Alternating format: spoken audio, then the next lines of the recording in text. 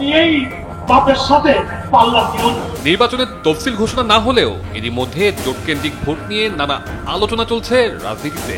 রাজনীতিতে জামাত ইসলামের সাথে পাল্লা দিতে গেলে আরো বহু দূর যাইতে হবে।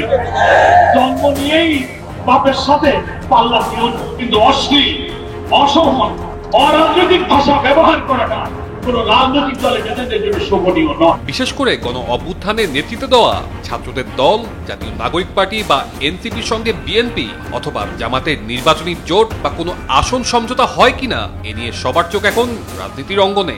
শেষ পর্যন্ত বিএনপি নাকি জামাত, কোন দলের সঙ্গে যাবে এনসিপি, সেই আলোচনা এখন তুঙ্গে। এনসিপির তরফ থেকে জানা গেছে বিএনপি ও জামাতের সঙ্গে নির্বাচনী জোট বা সমঝোতায় যাওয়ার ক্ষেত্রে লাভ ক্ষতির হিসেব কষছে দলটি। প্রশ্ন আসছে, কেন বিএনপির সঙ্গে জোটে যাবে এনসিপি?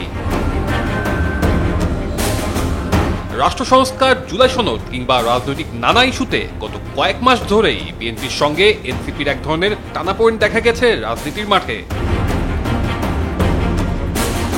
একদিকে এই দুটি দলের মধ্যে যখন সম্পর্কের টানাপোড়েন চলছে, তখন পর্দার আড়ালে বিএনপির সঙ্গে নির্বাচনী সমঝোতা কিংবা জোট গঠনের আলোচনার কথাও বলছে দলটির নেতাদের কেউ কেউ।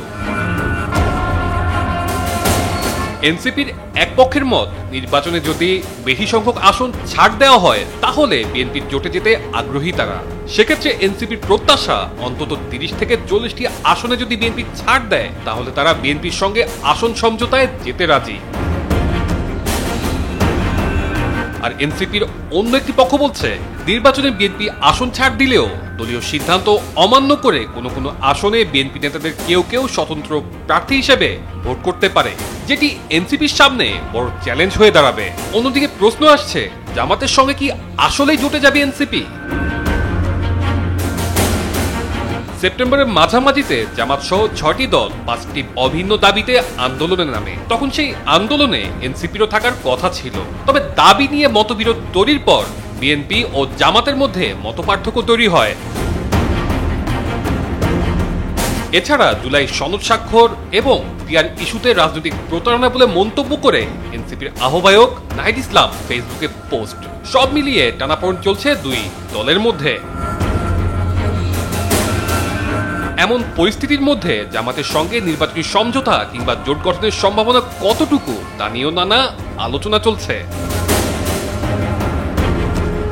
এনসিপির একটি পক্ষের অবস্থান, নির্বাচনের মাঠে জামাতের সঙ্গে জোট বা আসন সমঝোতা হলে সেক্ষেত্রে বেশি আসন ছাড় দিতে পারে জামাত। অন্যদিকে জামাতের ক্ষেত্রে বিদ্রোহী বা স্বতন্ত্র প্রার্থী ভোটে অংশ নেবে না বলেও মনে করে একটি পক্ষ, যে কারণে দলটির কোনো কোনো নেতা বিএনপির চাইতে জামাতের সঙ্গে জোট গঠনে বেশি আগ্রহী। আর অন্য একটি পক্ষের মতামত হচ্ছে, শেষ পর্যন্ত যদি জামাতের সঙ্গে সমঝোতা বা জোট করে নির্বাচনে অংশ নেয় এনসিপি, তাহলে বিরোধী দলে অবস্থান হতে পারে দলটি।